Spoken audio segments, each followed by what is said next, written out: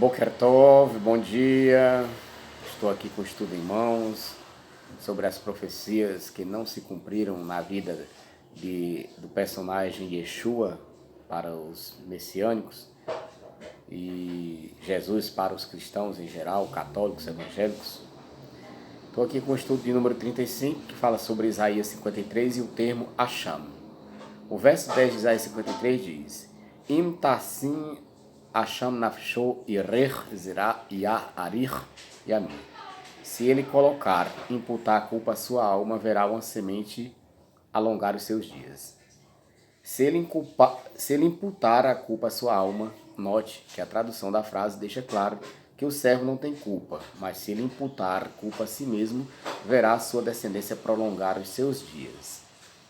Ao longo do texto bíblico, vemos vemos os profetas e os justos entre os israelitas tomando sobre si a culpa que não tinham pelos pecados do seu povo. Daniel é um clássico exemplo. Pecamos e cometemos iniquidades, procedemos impiamente, fomos rebeldes e não demos ouvidos. Todas essas expressões usadas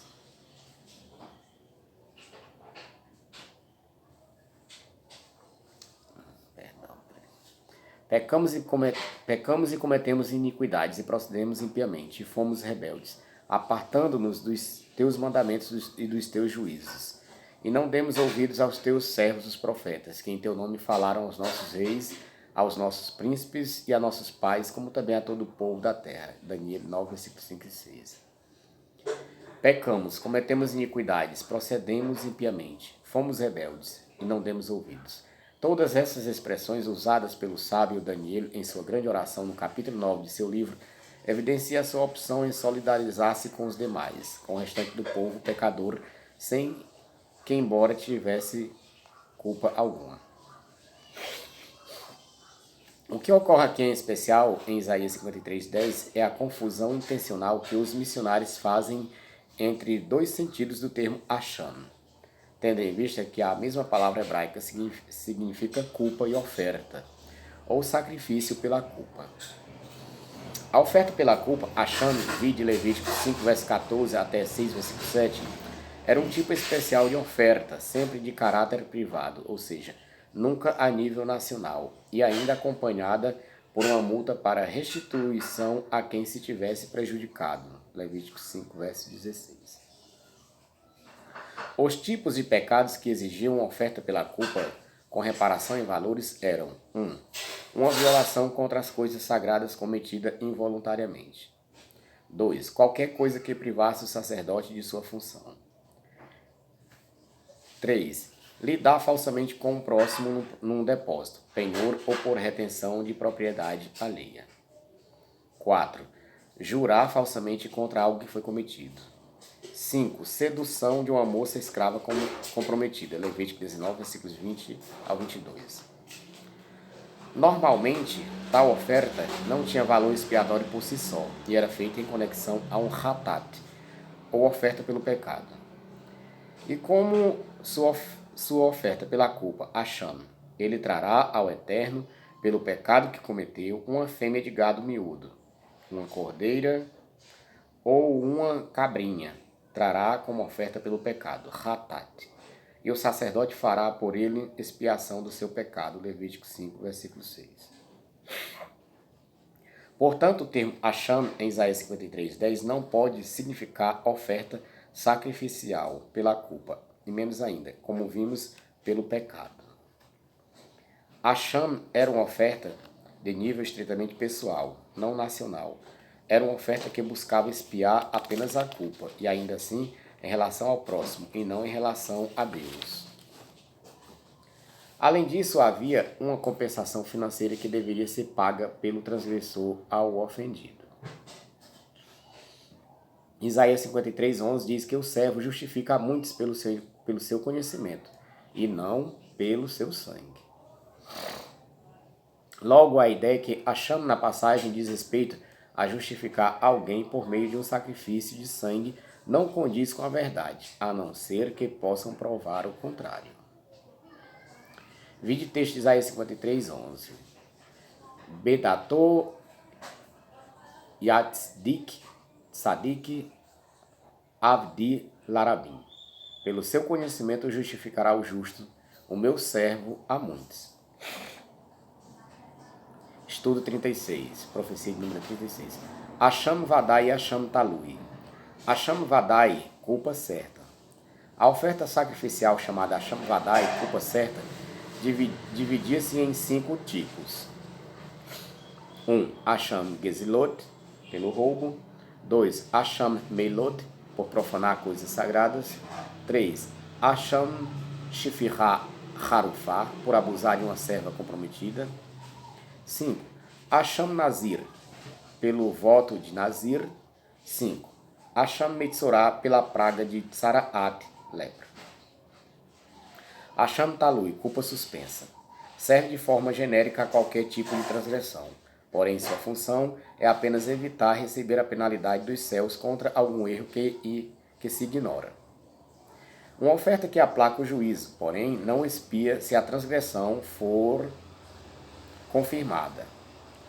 É mais coerente dizer que Hasham Talui apenas suspende a ira divina, hebraico Talui, suspensa, e a penalidade, mas não expia o pecado, pois este, se confirmado, só mesmo um Korban Hatat, oferta pelo pecado, poderia expiá-lo.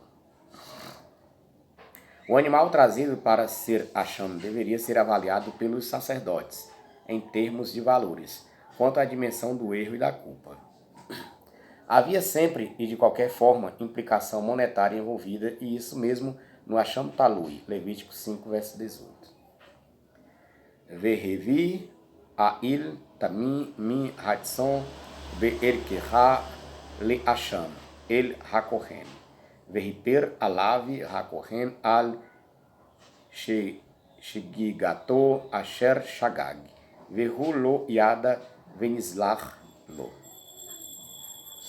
Nenhuma outra oferta era Be'erkeha,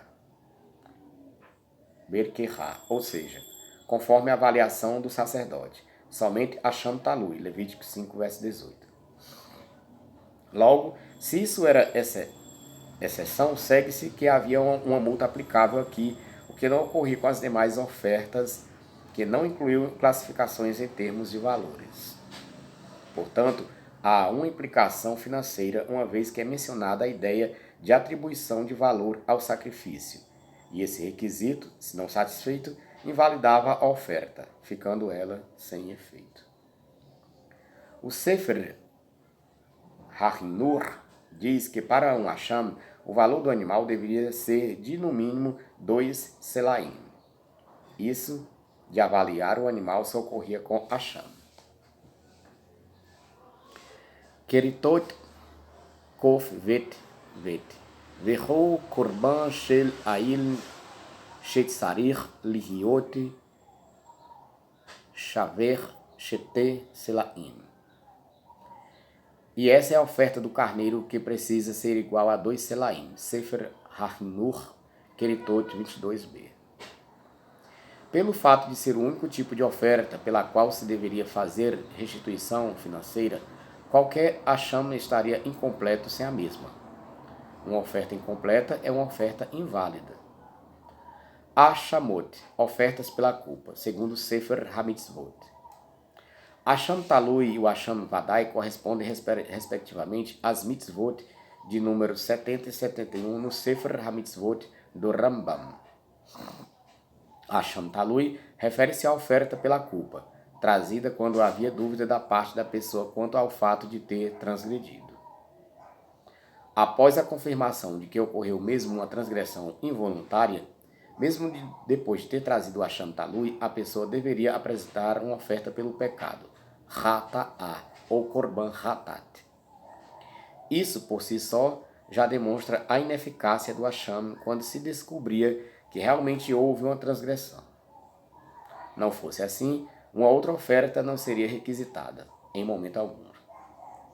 Hasham Vadai refere-se a Meilá, que é pecado em relação às coisas sagradas, que exigia a restituição monetária da quinta parte, Levítico 5, versículos 15 e 16.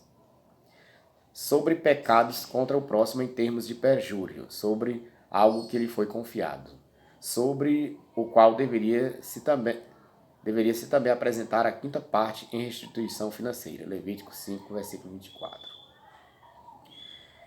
E também em relação a uma transgressão ocorrida quando um homem deitava-se com a serva desposada por outro homem, estando ela ainda cativa, não liberta. Só nesse último caso não havia restituição financeira, porque não era considerado dano a um patrimônio coletivo ou pessoal. Resumo. Hasham. 1. Oferta pela culpa, não pelo pecado. 2. Não expiava pecado. 3. Era uma oferta individual e não nacional ou coletiva. 4. Exigia em muitos casos compensação financeira. 5. Era uma oferta que estava restrita ao escopo de prejuízos a outrem. Logo, a referência a Hasham em Isaías 53:10 não tem a ver com oferta pela culpa, mas simplesmente com culpa. O texto diz que se o servo imputasse culpa a si mesmo, veria uma semente prolongar os seus dias. No caso, a semente dos justos. Isso é fato. Os justos em Israel sempre imputaram culpa a si mesmos, ainda que não tivessem culpa alguma, como nas referências que seguem sobre Daniel 9, versículos 3 e 5 e Jeremias, Lamentações 3, verso 42. Para concluirmos esta sessão sobre Isaías 53, há ainda a falácia dos missionários que dizem que a interpretação do servo como Israel, os justos entre o povo, seria algo que remonta ao Rashi, tendo sido ele, segundo afirmam, praticamente o inventor dessa exegese. Nada poderia ser mais falso. E para evidenciarmos a antiguidade da exegese aqui apresentada em detalhes, trataremos antes do que escreve o Rabi Shlomo Yitzhak Rashi em seu Perush sobre Isaías 53, verso 3. Hayach ken der Hanavi Hazeh maskir kol Israel que ish echad el altera Avdi Yaakov ve'af ken Rená Yaskil Avdi Beveit Yaakov Amar Yaskil Hatzlicha Hu Kemo Vayechi David Lehou Darkav Maskil.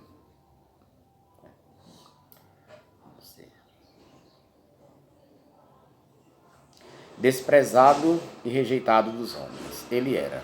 Assim é o costume deste profeta, Isaías, mencionar todo Israel como se fosse um só homem. 44, versículo 2. Não temas, meu servo Yaakov. E 52, versículo 13. Eis que meu servo será próspero. São menções sobre a casa de Yaakov, Israel. Pois Yaskil é uma expressão de prosperidade.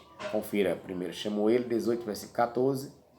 E eis que David em todos os seus caminhos prosperou. Hebraico, Maskil.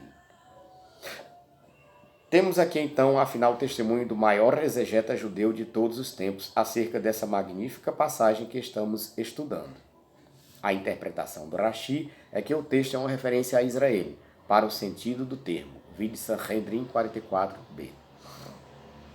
Porém, teria sido mesmo Rashi o autor de tal exegese, tendo ele vivido no século XI, ou ele apenas faz eco à interpretação judaica normativa muito mais antiga do que ele mesmo? Vejamos. Agora eu me lembro que, em uma ocasião, em uma disputa realizada com alguns judeus que eram vistos como homens sábios, citei essas profecias, Isaías 53, as quais o meu adversário judeu respondeu que estas previsões faziam referência a todo o povo, considerado como um único indivíduo, como estando em um estado de dispersão e de sofrimento, a fim de que muitos prosélitos pudessem unir-se a eles. Orígenes contra Celso, livro 1, capítulo 55. Orígenes de Alexandria, um dos mais afamados pais da igreja, escreveu a obra acima citada em 248 Era Comum, ou seja, cerca de 900 anos antes do nascimento do Rashi. Obviamente, após um eloquente testemunho histórico como esse, e de uma fonte que compartilhava da crença dos atuais missionários, não há como continuarem alegando falsamente que o Rabi Shlomo Yitzhak, o Rashi, teria simplesmente inventado a exegese que diz que o servo de Isaías 53 representa Israel. A farsa foi aqui exposta e tal argumento simplesmente não procede. Shalom, shalom. Até outra oportunidade.